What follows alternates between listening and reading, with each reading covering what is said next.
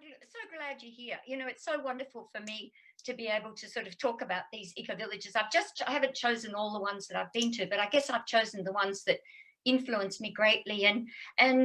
You know, when I sort of started on this idea, it was so wonderful because the kids had grown up, and so I had the capacity, with along with Dave, my husband, to travel around the world to actually see some things. And definitely, my ideas, there's not much original here at all, but it is cherry picked from around the village and sort of cobbled together. And then, of course, what's going forward now is something sort of beyond my plan. But I had the pleasure and the honor and the delight to actually kick that first ball off, you know, and I guess set the trajectory. I often say that, you know, I'm on a bus traveling north. I don't know whether we're going to the Cape or to Darwin, but I know that I want to go north. If this bus starts going south or east or west, then it's not going to be a bus that I want to stay on. And at the moment, it's delightfully going north, and it doesn't, you know, if you're sort of flexible as to you know, the actual northern direction, then it's a really, really exciting thing that we're doing. So I'll get straight into it. Vanessa's going to help me with the slides. She's got the slides in my presentation. So I'll go through it, and there's some slides with words on it, and there's some slides just with pictures or something. But these have been my favourite eco-villages, and I'll kind of tell you why. And if any of you are travelling around, you know, some of you might want to go to these places if you happen to be in these different countries, if we can ever leave our shores again. But a couple of them are actually in Australia too. So thanks, Vanessa. So basically, the vision is, you know, vision's meant to be big and probably never achievable. That's what I sort of read, you know, when I was doing some work back in university. So, but our vision is very big. It's for environmentally, socially, and economically sustainable world. And then our aim is a little piece of that, to design and build an intergenerational, stylish, friendly demonstration eco-village here at Narara, blending in those three pillars there: the ecological, the social, and the economic. Good health, business, caring, and then, of course, leaving a lot of space for options that may evolve for us over time. Yep. So the key thing is balancing the triple bottom line sustainability. So what I've seen around the world is often those three pillars here are not equal. And so it may be that they're concentrating, an eco-village might be concentrating on the social or the environmental. Rarely the economic stands by itself. But yet, unless those three are kind of, you know, in balance, then it may be that the place won't get up or won't necessarily be a sustainable development. So we have to keep those three very much in our vision. And often it's not the economic that people who are in eco-villages like or even feel comfortable with. You know, they're more environmentalists, or of course they're interested in the social aspects of it. But unless we have the economic, given that 9 out of 10 of these projects around the world don't get up, what's the point of spending our life on something that doesn't get up? So the other thing of my part of my vision is bringing this to the mainstream, because, you know, for me, communities in the 60s just didn't have the appeal. I didn't feel comfortable in some of the communities that I actually visited. I suppose because I was fairly mainstream, you know, and coming from a sort of fairly mainstream family, I suppose. And so I believe also that by attracting sustainability in all its forms to the mainstream is where we can make huge changes happen. You know, it's not like we're a sect or you know, we're trying to sort of tailor things down. If we can sort of take it fairly wide, and being a demonstration eco-village, I think that this is a sort of amazing thing. And also the other thing is that post the coronavirus, you know, it's really interesting to see that Ecovillage is becoming the new black, you know, so it's really fascinating. Nearly everything I hear on the radio supports the notion of an eco-village and all that it entails. Thank you. So my influencing eco-villages of the world are around the world. You know, they go through the United States and through the United Kingdom, and also to Europe and to India, and of course back to Australia again. So, andiamo! So the first and the most influential eco-village for me was the Ecovillage at Ithaca. Thanks. It's in upstate New York, and I visited there quite a few times, and I did a really interesting course there with one of the co-founders, a woman called Liz Walker. She took us through the social dimensions of eco-villages, and I was there 1 or 2 weeks, and I just absolutely loved it. So as you can see from this diagram here, it was developed in 3 stages. The first stage they call Frog, which was the first neighbourhood. The second stage is over on the left there. It was called Song, the second neighbourhood. And the third neighbourhood was called Tree.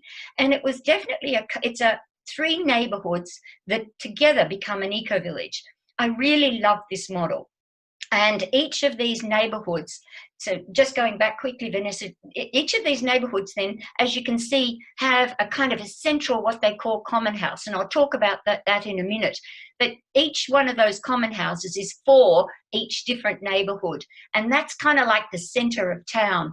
I really liked the way that they were doing it. But co-housing in the United States, and I'll mention that, having a common house and that, was sort of more acceptable in the States. I mean, it's certainly not everywhere in the United States. But in Australia, it was just singing on deaf ears. But this was exactly the model I wanted to copy, word for word, for the point of view of the layout and also the social aspects of it, not the economic and not necessarily the environmental.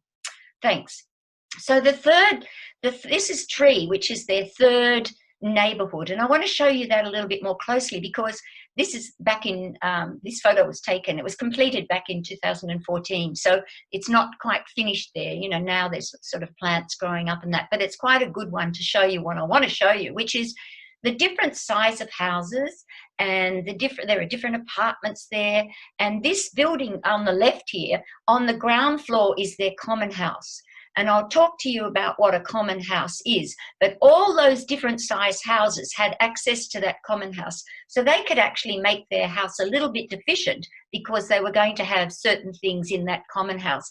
I really liked Tree. I thought it was fantastic. So you could have the bigger house if you wanted, or you could be just in an apartment, a studio apartment, whatever, and everybody had access to that common house. That common house also, by being on the ground floor, they had apartments within that bigger building there, which I thought was a great idea, because I remember there was one older lady, and of course this is covered with snow, often in winter, and very icy, not nice soft powdery snow, icy snow. So the older people, if they wanted to, they could just hang out in that building and be quite safe and get their social needs met as well. Thanks. So this notion is called co-housing, and it started in the 60s in Denmark, and in the 1980s it was brought to the United States. It's the idea of neighbourhood design, and there are plenty of private homes, any size, so from studios right up to 3 bedrooms, or I don't know, maybe there's even a 4-bedroom, and it's supplemented by common facilities. Usually there is a common house there, which helps affordability. Now, the common house is not about collaborative living necessarily, but everybody can use the common house facilities if they want to. So they don't have to have a spare bedroom in their house or a laundry or whatever. So that affects the affordability and also the size of the home that they build and the size of the footprint and that. And home builders, they have a choice to include in their home or not some of these following features here. And the following features may be a guest room, for example. It may be a bathroom, another bathroom, so you only might need 1 bathroom or 1 toilet or something. There may be some office spaces, a laundry, a gym, a well-equipped kitchen, or a big gathering space. And then the next, you can see actually up on the left, the well-equipped kitchen. You know, you could do with just a tiny little kitchen there. And there were kids that came over while we were there, and they'd put a cake in the oven because they said, you know, no, we don't have an oven back in our house. Their photograph on the right top is their dining room. So once a week on Tuesdays in this particular in Ithaca, they actually got together for a common meal. And those people there, they had volunteered to actually cook that particular night that I was there. And it was wonderful because you could just turn up, you didn't have to do anything, you didn't have to wash up. In this common house, there's a laundry, you know, a sort of a bigger laundry, and a playroom too. So not every family had to have every toy and every bit of Lego or whatever. Thanks, Vanessa. And the lovely thing I loved about Ithaca was that they really had the growing food nailed. And there was something called they also grew flowers, which I thought was really nice. They called the vegetables were, you went over on a Tuesday afternoon and picked up your particular order. And there, the people on the bottom right are collecting their whatever's on the whiteboard for their share. They had a share. It was called a community supported agriculture scheme, and they paid so much for a share, and they knew to, you know, pick up 2 pounds of carrots and so many, a bag full of leaves and things. And then they had these lovely flowers, which were you pick flowers. So it really encouraged beauty in people's homes, because they might not have a garden themselves, and so they could go down and once a week pick a lovely bunch of flowers for their living room. I thought that was really sweet. And the next slide, Vanessa, then also shows the idea of community supported agriculture. I won't go into that too much now, but it's a scheme that I think is just fabulous, you know, where people commit money in advance and give it to the farmer. So the farmer doesn't have to go to the bank and borrow money. The farmer has money at the beginning of the season for seeds and getting going. And then if the worst happens and there's a hailstorm or whatever, well, then we might lose part of our share or all of our share for that particular season. But the great thing is the farmer doesn't go under, you know, and this is a great way to treat our farmers. And so you can see that woman down below. For her share, there's a whiteboard there telling her what she can get, and here she's filling up her plastic bag with, you know, the leaves that she's allowed to get. Thank you. The next, I wasn't so impressed with Earthaven in North Carolina. It kind of didn't give me the best feel. I mean, we were there, I went with my daughter Margot, and we were there at a very rainy time of the year, and it was very damp and dank. And next one, but that's woman, there's Diana Leaf Christian on the right. She was incredibly influential. And see on the left, you'll see this book she wrote, Creating a Life Together. And when I read that, I was just longing, you know, longing for the life that that was what she was describing in that book. So her book was very instrumental to me, which was good. So of course I had to make the pilgrimage to her eco-village where she lives, and it's really lovely to see that. And the next slide shows, oh yeah, this was pretty interesting. So she's kind of the governance guru in the United States of communities, and has been teaching consensus for many, many years. And the weekend that I was there in 2010, it's sort of a while ago since I visited her, or no, it was before that actually, and I discovered sociocracy, which, as many of you know, is the governance system here that we're working with. And when I went to visit her that particular weekend, she was meant to be going to learn about sociocracy, or what they called in America dynamic governance. And she just changed completely. And so she sent me in 2010, she sent me this email, which I was so excited about, because I thought if she likes, you know, sociocracy, then it must be good. So she said, Lyndall, I'm so turned on to sociocracy dynamic governance now. What I like best is that the things that can go wrong with consensus can't even happen with dynamic governance, because it's built into the system to prevent these things. That its structure essentially forces groups to behave fairly and collaboratively. Wow.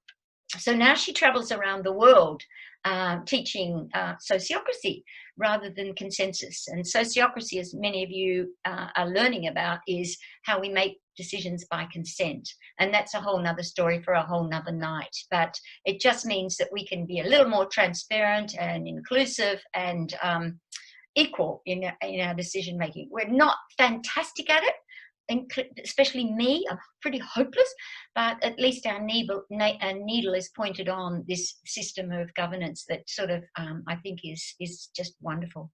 Thanks, Vanessa. So these are just some images from her. They had good small footprint and group housing, and plenty of affordable housing. It's, you know, I'm not crazy about some of the things that are always in eco-villages in terms of, you know, paintings that get put up in a flurry and then they're pretty run down after about a year and nobody takes them down, you know, and so there's raggy things and and it just reminded me of, oh my gosh, how do we keep the maintenance and order and beauty? And I must say, with Vanessa and John, you know, I've sort of sung their praises at the beginning, but Vanessa's just spearheaded the doing up of our reception in our admin block, you know, because we inherited all these old buildings, as many of you know, from the government, from the New South Wales government. When we bought the Government Horticultural Institute in 2012, we signed the contracts. And so Vanessa has just spearheaded the doing up of this. And if you put your head in there, when you come up, you'll see that she's just looked at the beauty of it. And for me, beauty is just such an important thing. You know, it's not only kind of function. The beauty is something, and I'm so thrilled that Narara is going that way. We've got a bit to do because there's a lot of maintenance when you inherit buildings like this. But you can see they've got central mail systems, which we're talking about now, and other things as well. Thanks, Vanessa. So then we're going to flip over to Italy now, and this is just an amazing place. I mean, I think I would really 100%, even if you just want to be a tourist, go to Damanhur. It's in the northern part near Torino or near Turin, and it's just an extraordinary place. I can't say a comfortable place. I can't say I was comfortable there, but certainly extraordinary. So next slide, please. It has these stupendous artworks and a mind-blowing story. So all through there, these temples of humankind. Next slide. And so this guy, they give people animal names, and his name's Falco, and he's the founder. And Falco, he died in 2013, although, you know, from what they were saying is he decided to leave in 2013. Well, I don't know, you know, but it began in 1978, which I found pretty interesting, you know, and with secret digging. So he and some friends just started digging into this mountain illegally after dark at night, and they started building these tunnels, and then more and more and more secretively over 20 years they opened up these big caves underground, and then they started painting them. And so now they're called the temples of mankind, and they're just extraordinary. And then eventually somebody dobbed on them, and they had a dawn raid. The police came and did a dawn raid and said, this is all illegal stuff, you'll have to get rid of it. And by this time, the artworks were just amazing. And so anyway, but you know, different. They had some sort of people in high places then, you know, secret people in high places. And they were able to sort of save this place. And now you can go there. And next slide, please. They're very, there's decorated buildings like this, and there's dilapidated ones too. So, you know, this one looks as though it's fairly newish. And that next slide. They have a welcome centre, and they process people very, very well. Immediately when I went, you know, I had my photo taken. I was sort of, you know, everything, not quite fingerprints, but, you know, I think I paid €50 straight up, you know, to go on a tour of these sort of the temples of mankind, and I had to be briefed first, and it was, you know, they're very, next slide, thanks, they're very much interested in business here. And so they're kind of a wealthy, you know, because they've kept their eye very much on the economics. They bought this is the old Olivetti factory, and anybody who's my age might remember that what the typewriter was. And so there on the left, you can see they bought the old Olivetti typewriter factory, and that's now their sort of economic hub. And next slide, thanks. You can see in the economic hub, there are a lot of things, and the artisans or the artists are often there, you know, so there's the dressmakers were, you know, exhibiting their dresses, and they were for sale. And on the right, you know, she's just done a mosaic table, and right through there, it was interesting, and you could see people at work. Yeah, that's fine, Vanessa. And there, I didn't feel comfortable there, as I say. There was a lot of unusual stuff there happening too. And but I learned a lot there. And I learned there about the importance of the economics, you know, not to take your eye off that. And not only you know, so Narara Ecovillage has got great things happening with the macroeconomics, in that many of you know that we're not using a bank. We use members' money and loans and things. And that's huge, because really probably we wouldn't be here today if we'd have had a bank involved, because it's taken us a long time to sort of get all our approvals and get houses on the ground. And they also have things going on in the micro area too. So lots of little businesses. The other thing I love is that they equally value the artist or the artisan as much as they do the business or the banker or the lawyer or whatever. And they've got systems in place to encourage art just as much as they have the normal business enterprises that we know about. Yeah, so the other place I went to in Italy was, it was small, very small, but kind of influencing too. It was a place called Torre Superiore, and it was a medieval village. So this village was literally falling down the hill, and a group of people went there. Next slide, thanks. Went there. And you can see it's in this lovely, lovely valley. It's near Ventimiglia, if any of you have been there, not too far from the French border. And not too far from the Mediterranean Sea too. And so next slide, the people sort of went there, and you can see it on the left there, how it was almost like a fortification, very strategically placed on the hillside, obviously to spot the enemy approaching. And that's the guy that I've forgotten his name now, but he worked in the kitchen and taught me how to make gnocchi, which I made once in my life and never again. I had the biggest mess, and that was just a group of them sitting there. But when I was visiting there, you could choose to work all day or pay half and then work half. So I chose to pay half and work half. And that kitchen, one day I spent 8 hours on that kitchen cleaning it with loud opera. And I don't know, whether I was trying to be sort of Italian too, but probably failed. But it was a great visit. I really enjoyed that place. Next slide, thanks. So then we went, to Portugal, to Tamera. Oh my gosh, I was a little out of my comfort zone here too. So next slide, please. The idea of, now I can't see the top of that slide. So, but the idea of Tamera is that they had, this is me, I've printed out some things just in case I messed up my slide thing, but there are many young visitors, which is really exciting, because we often at Narara like, oh good, we hope we get plenty of young visitors coming too. Well, they worked it out. They have the love school. So they believe there cannot be peace between nations as long as there's war between men and women. So the focus of the love school is love without jealousy, sexuality without fear, faithfulness that is not broken when one loves and desires others, truth and longevity in love, and new pathways in partnerships. So I was like, oh my God, as my mouth was open the whole time I was there, thinking, oh, of my wasted Catholic youth, it would have been terrific to have found this place perhaps, or perhaps not. Okay, thanks. And it was a lovely place for children. Children were very nurtured and definitely prioritised. And so that was beautiful, but I don't know whose children they were, because certainly there was, a lot of love happening in that. But it was a really interesting place. Thanks, Vanessa. Oh, this place, this one was amazing. So this was a place in Hungary, and I went there because the Global Ecovillage Network European chapter had their sort of, I don't know, not workshop, come on, help me with the word,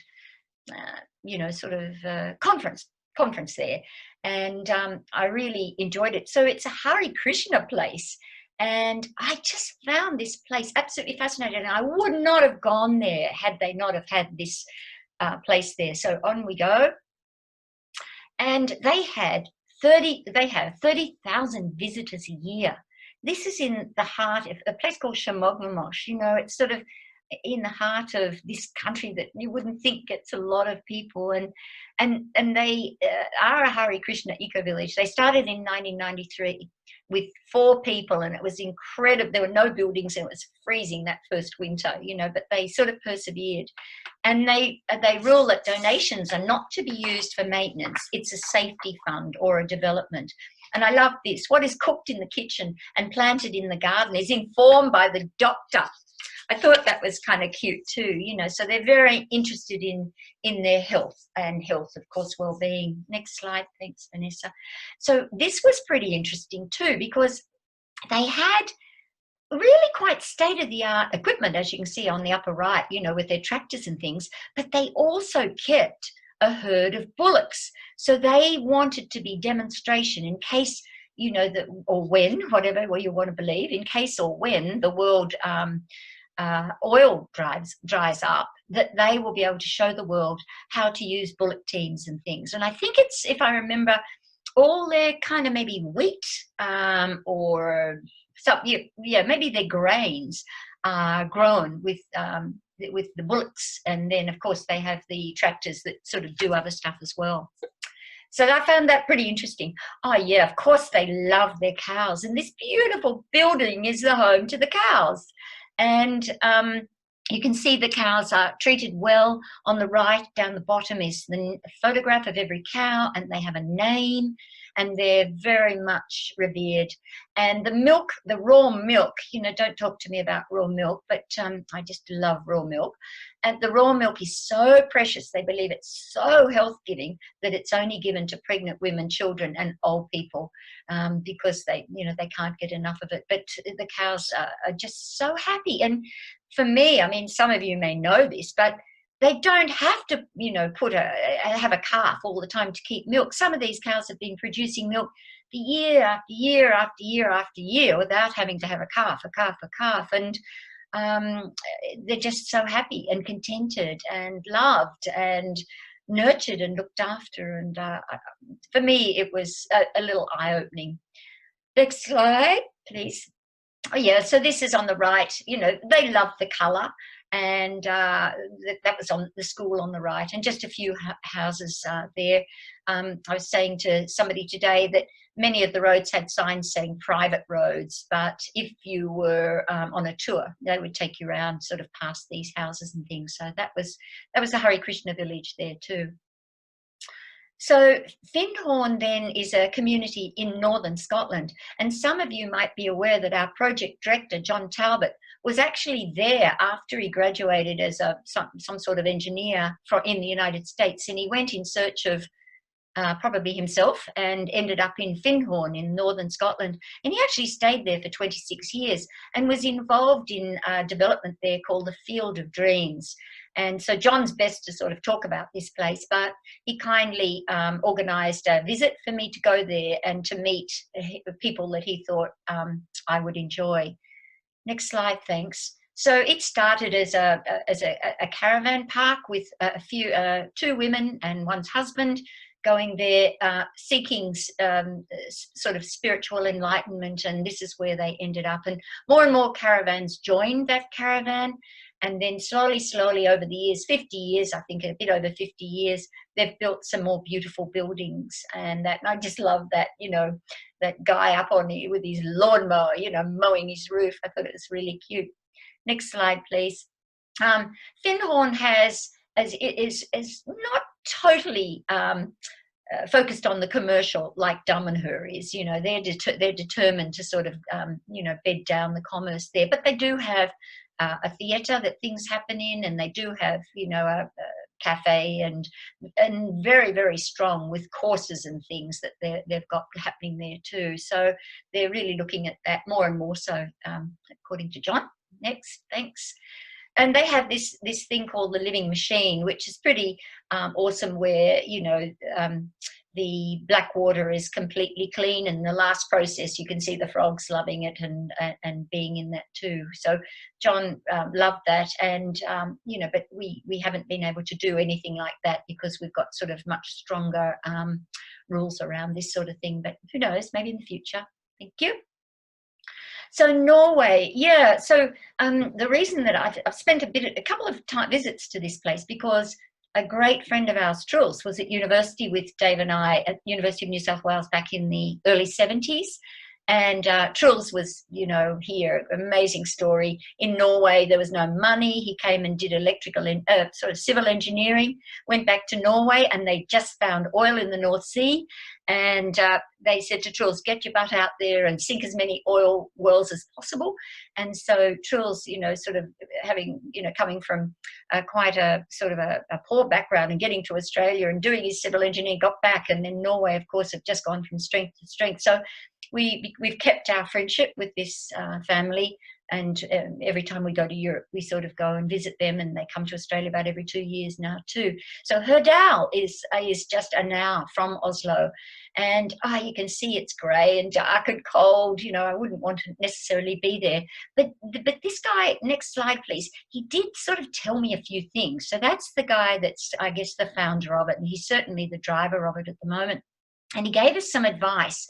And I reading this again, I'm thinking, yeah, that's so right, you know, and what do we do about it at our Ecovillage? So what he said was, Simen, however, advocates professional fire souls for entrepreneurial businesses.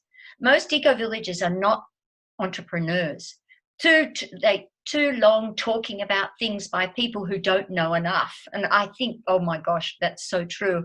We need to get more professional help, and future residents can concentrate on the social aspects or something. I think that's something, you know, that I pulled out again because I read it and I went, yep, that's right. You know, we're not entrepreneurs necessarily, but yet we think we all can have an opinion and say something, but yet it's not our skill base. So, you know, maybe we should just concentrate on the social aspects of developing our business and get professional help there. The next thing he also said was encourage strong, dynamic, flexible, proactive leadership. The best thing is to lead and show first. So everything we want to teach, don't worry spending hours and hours trying to get wordsmith this document or that document. Just, you know, lead and show it first. And because people are really good at copying and emulating rather than too many rules. Don't worry about everyone helping out or everyone doing the same hours of voluntary services. Just lead by doing. And some of you have been to the Ecovillage a number of times to see this woman called Candy, who has got our coffee cart going, and that she's just so into service, you know, and she just gets on and does these things. And she certainly is a leader by doing what she does. She just gives out to and just shows that, you know, the way she does things. And so that was another of his advice too. And, you know, I thought that was pretty good. He also said people will come and go. He talked about the leadership, keeping its power and keeping focused on progressing the vision there. And I think we found that too, that people do come and go. And, you know, but we do need to just keep focused on the vision and keep it working forward, because sometimes we listen to people who then disappear. And yeah, we've got to just, you know, you've got to sort of, what am I trying to say here? Just take things with a grain of salt there, I suppose. Okay, next slide, thanks. Oh, this was amazing. So India in Auroville. So this is Matramandir. It's a place to find one's consciousness. And this beautiful place of meditation. Oh, so beautiful to go inside. So here's Auroville's statement. Auroville wants to be a universal town where men and women of all countries able to live in peace and progressive harmony above all creeds, all politics and all nationalities. The purpose of Auroville is to realise human unity. Thanks, Vanessa. And so it was very focused on commercial too. There are 50 nationalities there. They had interesting sort of schooling happening, and of course a centre of business where I don't know, I guess they were being made there. I'm not sure about that, but certainly they had different clothing and yeah, really interesting there. Thanks, Vanessa. They were very good about experimentation too. So that big solid dome produced all the hot water to make all the rice that they made every day, you know, in the different restaurants and things. So there are lots of people living there. And I took that photo of the wind tower because my husband worked in renewable energy for AGL, and he, you know, did massive millions and millions of dollars worth of wind farms around the place. And we went there because the place in India, just up the road from here, produced those blades. And so it was really interesting to sort of go. And funnily enough, the CEO of the company, I can't remember the company now, who produced the blades, but actually was a member of Oroville and lived in Oroville. So it was pretty nice. You know, we were there to see the blades and to see how they got them out of India, and to see the setup. And this CEO, you know, it was just so lovely that I was with David on that tour and was able to get to this pretty remarkable eco-village that, again, I probably wouldn't have got to. Goodbye, Abby. All right, next slide. So now we're back in Australia. And of course, some of you may have even been to Currumbin Ecovillage in southeast Queensland. It was developer-led, not so, yeah, thanks, Vanessa, on to the next one. It was developer-led and developed in 3 stages. They developed the valley floor first, and then the terraces, and then the highlands.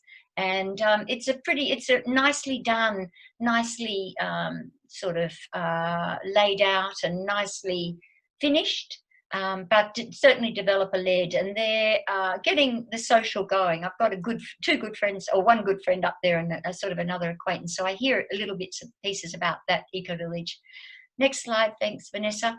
So they, as you know, Narara Ecovillages, you know, welcomes dogs and cats, and there's, you know, different people who think differently about that. Up here, they don't have any dogs and cats, and so right throughout the village is a lot of wildlife there too. Lots of different houses going up, and now, you know, well and truly built, I would think. Next slide, please. They didn't have a common house, but they did have the old dairy, which they put in a pool and a few places, but they don't actually have a common house as such there. And they're talking about building it, but it hasn't happened yet. And Aldinga Ecovillage is south of Adelaide, and it was a little bit of an influencing village too. Thanks, Vanessa. And they have an outdoor cinema, which I thought was good, and a woodwork room, but they don't have a common house. And at the stage that we visited, I don't think they still have there. You know, the idea of co-housing is that you build your common house first. Now, we haven't done that. We've made a provision for a common house on lot 14 in stage 1, and we certainly are, you know, making a provision for it in stage 2.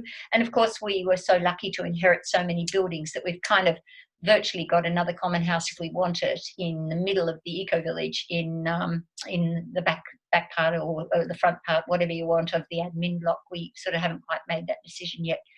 Next slide, thanks, Vanessa. So there's nice houses, and they're like in Narara Ecovillage, sort of, you know, quite close together. Next slide, thanks. Lots of different houses. And next slide, next slide. Yeah, so, and of course they have like like we've got the cluster in the middle of our eco-village. They sort of have sort of a clustered building sort of there as well. Okay, thanks, Vanessa. And oh, so this one, the Somerville Eco-Village near Perth. Sadly, they didn't get up, but boy, if they did. So this was the Eco-Village, and the two founders of this, or the founder of this, Paul Antonelli, they were working with us in the early days, and Ruth knows because she's read the story. And then the global financial crisis hit, and their company went under, and so we lost them working as partners with us. And the very sad thing is that they lost Somerville, they lost their eco-village. You know, as I say, you know, 9 out of 10 of these don't get up. Next slide first. So that was Paul. I thought it was a typical, you know, I still love this man very much. He's living in Perth, and he's developed another business now and sort of gone forward with his family. And occasionally he comes over, which is great. But he is a great visionary and huge energy in that. It's a very, very sad thing. Please slow down. Sorry, I know I do talk fast when I get excited. I will try and slow down, but I'm nearly finished now. So I wish you'd have told me that earlier. So Paul was the visionary of this. Next slide, thanks, Vanessa. they did wonderful things together, like make tomato sauce, and they made their wine together, and all the things that we're starting to do too. And that they got into that sort of pretty quickly. Next slide, thanks, Vanessa. And so it was very sad to sort of see them go under, and people lost money, and most of all, they lost their dreams. And my very favourite of all ecovillages is Narara Ecovillage, and that's us. The next slide, thanks. So I just thought the last couple of slides is virtually what's happening at Narara Ecovillage now. You're welcome to inquire about stage 2 lots, and there's about 22 on the list already for stage 2. Stage 1 is fully sold and houses are mushrooming up. So if you haven't been there for a while, it's amazing, you know, when people come and well, George has been there now, but George hadn't been there until the other day for a couple of years, and he must have sort of been quite surprised to sort of see houses mushrooming up. I love it, you know, living there now. It's quite fascinating to watch the houses as they're coming. We've got about 180 people, age range 8 months to about 80 years. And we've got this coffee cart, thanks to Candy, functioning really well, open Tuesday to Saturday. So that's a nice incentive for you to come up sometime and have a coffee. And of course, you can come up for an open day visit. Of course, the open days have been on hold, but, you know, we're starting to open up the village in a sort of a careful way. And, you know, you'd be so welcome to come. And Vanessa, I think the last slide is that there are a few events on this weekend. On Sunday, the open day, there's spaces still on two tours. The Collaborative Living and Sharing Tour, which is on at 2:30, and also an Ecovillage Overview second tour is still available at 2:30 as well. And you can actually book these through the website, nararaecovillage.com. Also on Sunday from 10 till 12 is this Sociocracy in Action, and if anyone's interested in that, I'm not sure if there is room left on that, but the website will tell you. We also have been running private tours, you know, just lately with the coronavirus, we had to close the bigger tours down, but people were able to come with just their little family group. We have a small charge for that, $50, which goes into sort of the donation box, and for, you know, doing things like, you know, getting the coffee cart paid off, which we've done now. And then, of course, if there's any problem with paying that, you know, of course, we're open to hearing that from you too. So that's it from me. I'm sorry if I went so fast. You know, that's I am a bit of a motor mouth when I get going, and so I hope that but I was aware that I wanted to get going too, to leave time for your comments, and also for any questions that you might have. You know, Vanessa and John are here and represent the family group, if anyone wants to hear about what the parents are doing and families are doing too. So I'll go and pass you back over to Vanessa and John. Thanks, Lyndall. And it's John here. So Vanessa had to sneak out because our little one has just woken. But I'll start with a question from Facebook from Lorraine. She asked if you've heard about Crystal Waters at Melanie. Yes, at Melanie. Crystal Waters is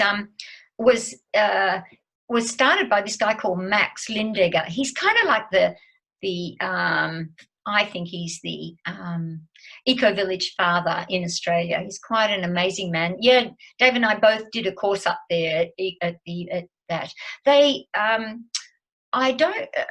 wasn't that inspired by it. They were quite big blocks.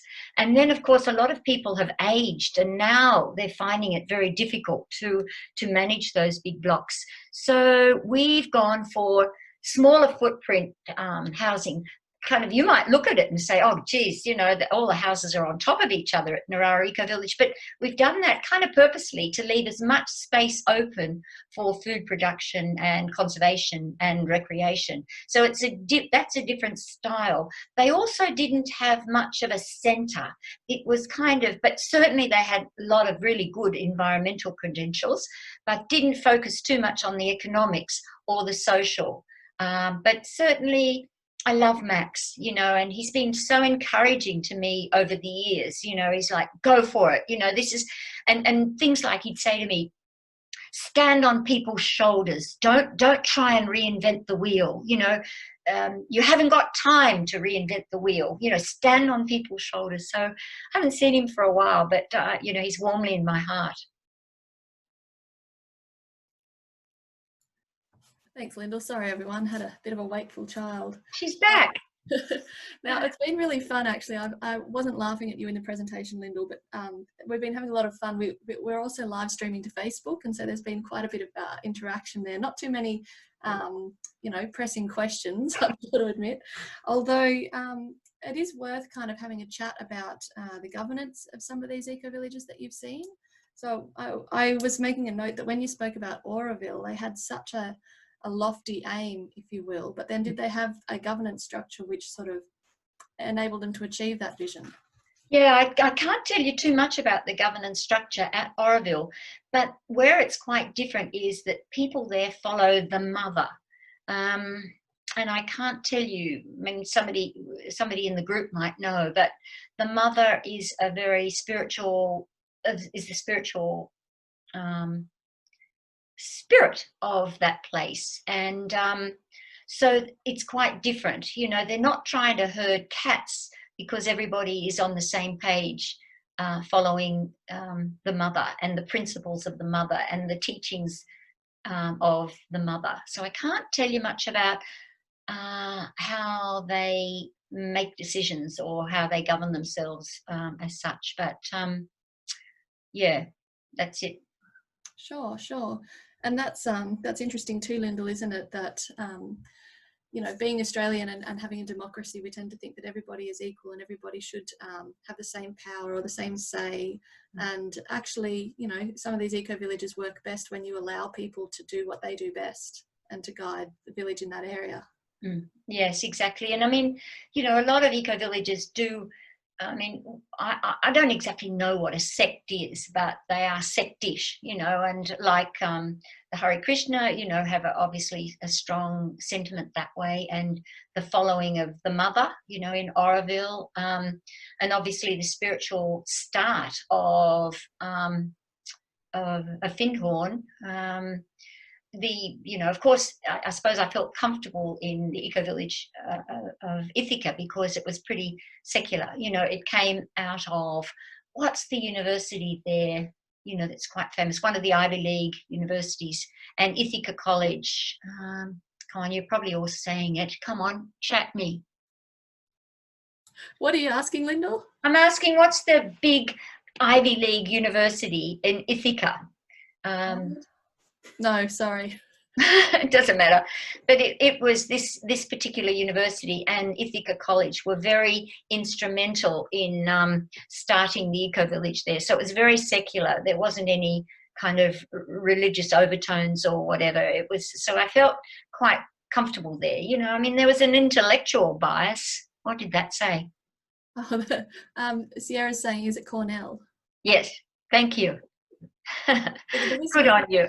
So Cornell, very famous university, and so people got together wanting to sort of do this co-housing neighbourhood thing. But yeah, I mean, a lot of things do come from a religious kind of, or sectish. So but I think this is our main, this is our strength in that we are appealing to the mainstream. And if we can appeal to the mainstream and make mainstreamers feel comfortable in this place, whereas I've been to many eco-villages where I haven't felt comfortable at all. I mean, even Damanhur, I went to Damanhur and Dave was coming to Italy later, and I said, I'll meet you at Damanhur because just in case they suck me in, you'll be able to get me out. And it wasn't that bad, but I was a little nervous about going there by myself, in case they, I don't know, pointed the voodoo at me and then I could never leave again. I wasn't too sure of myself. And that's funny, Lyndall, because quite a few of us had those similar kind of fears when we first came to an open day at Narara. And, I think a lot of us have been pleasantly, relieved that there's not, everyone doesn't wear, I don't know, tie-dye and shave their heads or something. It's, everyone's pretty normal here by the look. Yeah, I know. That's right. Well, we've got everybody fooled, haven't we, Vanessa?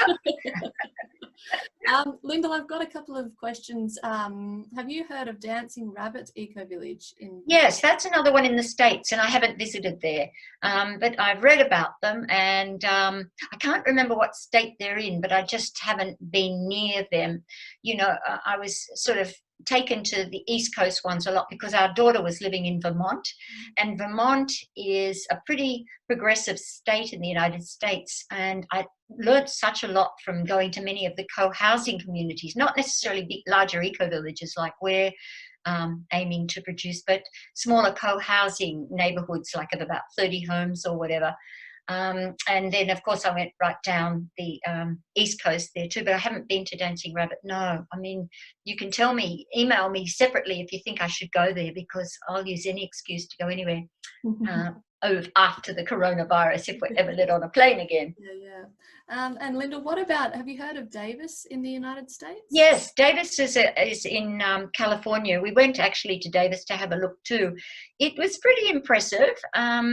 It's part of the university there, University of California, and it was pretty seminal in the early, I think, 60s, 70s, 80s. I can't remember when it got going, but we went there and visited there, and I didn't come away with a whole lot of notes, but I was certainly interested in it there too. Sure, and we've got a question here from Annie about how do the different villages decide who can join the village.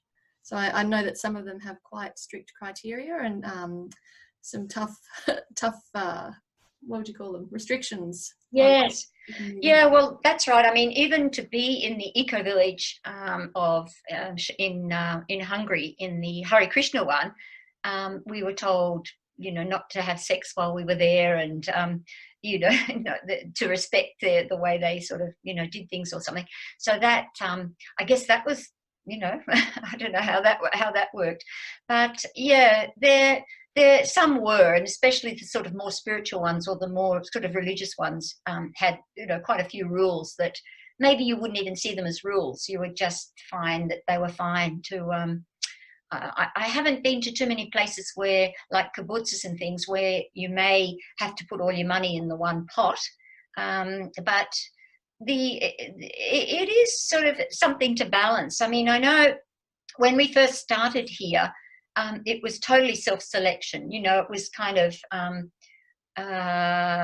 you know, people were drawn to the vision and drawn to the property and drawn to the other people who appeared, you know, on the days that we had open days and things. And as you would expect, as we've had more and more people join us, then people want to put in more rigidity around, I suppose, you know, getting to know us a bit more. And I don't know about that. You know, I'm only sort of learning as I go along. You know, this is such an experiment for me and for all of us on this.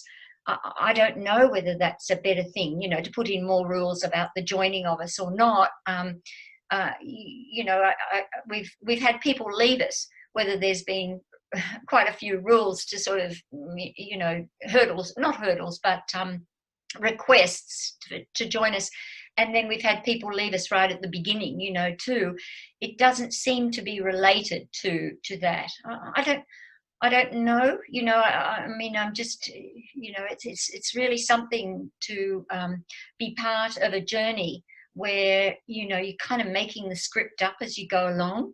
And, you know, we are different in the world. You know, I know that sounds really strange to sort of say that, but you know, Narara Ecovillage has cherry-picked different things from different ecovillages in the world, and we're still doing that.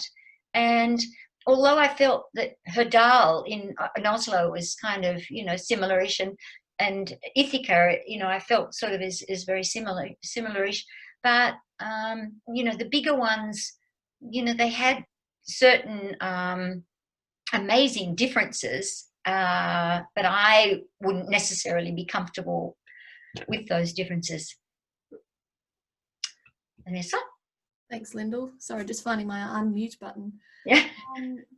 I've got a question here from, is it Gadi or Gadi? How do you relate to the kibbutz type of village life? I have no idea, you know. I mean, I wish I did, you know. I wish I'd have had that experience. So friends of mine have told me that they went over, you know, when they had left university and sort of did that. I don't know, you know. I mean, you know, there may be someone on the call that would be able to speak to that, but I can't at all, you know. I mean, it's nothing to say. Lyndall, we had one of Linda's woofers, I think, Yohai, was from a kibbutz, and at one point we were having a chat and he said that, you know, there were aspects of this that very much reminded him of home, even though culturally it was so different here. Yeah, well, that's really interesting. Don't know. I mean, you know, I haven't been to visit Israel, and it's certainly a country that I'd love to go to at some point. You might just need a guide if anyone on the call is interested. Yeah, exactly right. Lyndall, we're almost out of time, so I might wrap it here. We've had lots of people enjoying the conversation on Facebook tonight, as well as here on Zoom. And, you know, thanks for giving us your night. Thank you, Vanessa. I mean, it's wonderful that you're running with these initiatives, and so fantastic. So I'm honoured to be speaking, and to everybody on the call, you know, if I haven't sort of seen your name or your face or whatever, please, you know, come and see me anytime. I'm always good for a cup of coffee at the coffee cart, and you never know, you might be in luck. I might even shout. And I should point out too, Lyndall, that you have a book that you've written about your journey to creating this eco-village. Yeah, that's right. Ruth has read it. I wrote it because I'm 71, and my father died at 72. So I thought I'd get it serious. I mean, he was a radiologist, and he was dealing with X-rays, and I think, and he did die of leukemia. So I think that there was something in that. So I'm hoping that I can get through the next 12 months so I outlive my father. But it was something that Mum and Dad separated, and Mum threw everything out and burnt all our photos and memories and everything when she and Dad separated. And I just wanted to sort of gather up as many of those things as I could find from cousins and things, and then put it into a book for my children, you know, because I've got 3 kids, and now they've got partners and children and all the rest. And so I wanted to sort of document my early life for them.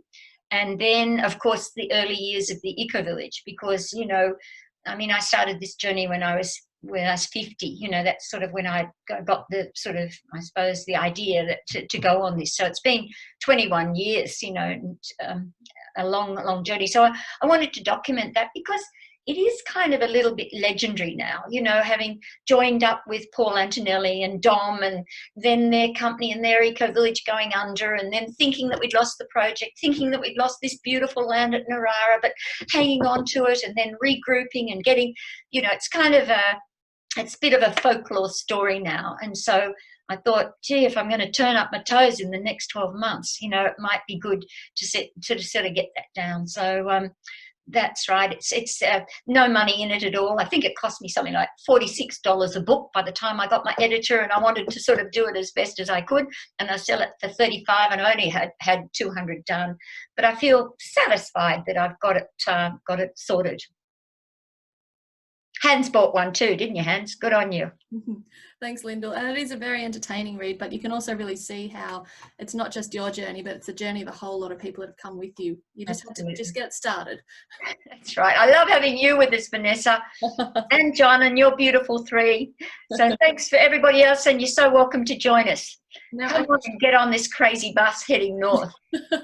Now, I should point out too, Lyndall, this is irrelevant to tonight's presentation, but we actually have a fantastic asset here at the Ecovillage that we're going to be looking to sell in the next month, and it is a very large greenhouse. And so if you, or perhaps your business or your community, is interested in a large greenhouse, please flick us an email via our website. You can also poke around on the website, because we've been recording a lot of our Friday night talks and we've been putting them in the blog section. And that's always good if you've got nothing else to do and it's cold and you don't want to go out. Oh, that's the other thing too. So every fortnight we're trying to do a Zoom conversation or a Facebook conversation like this with different people. And so very excited, because we've just organised next fortnight's speakers, and they are our neighbours. Now, we're not scraping the barrel. Our neighbours have actually bought one of the old heritage houses here on site, and it needed a lot of work. Like, it is a true labour of love. And the house is freezing in winter and boiling in summer, and it's got about 60,000 lineal metres of lead paint to scrape off. But they've done a lot of work to make it comfortable in the winter and to keep the warmth in. And so we're going to be chatting to them about how you can retrofit an older house to make it more comfortable so you're not freezing. And so that's with Nikki and Mark in two weeks' time on Friday night. And if you're interested in that, you can check out where to register on our website, or I guess on the Facebook page as well. Other than that, it would be great to have people here for the open day, but if you can't come because you live too far away, then hopefully we'll see you in a couple of weeks' time. So I'll say thank you to everyone, and thank you very much, Lyndall. Thanks, Vanessa. Thanks, John. Done. Good night, everybody. Lots of love.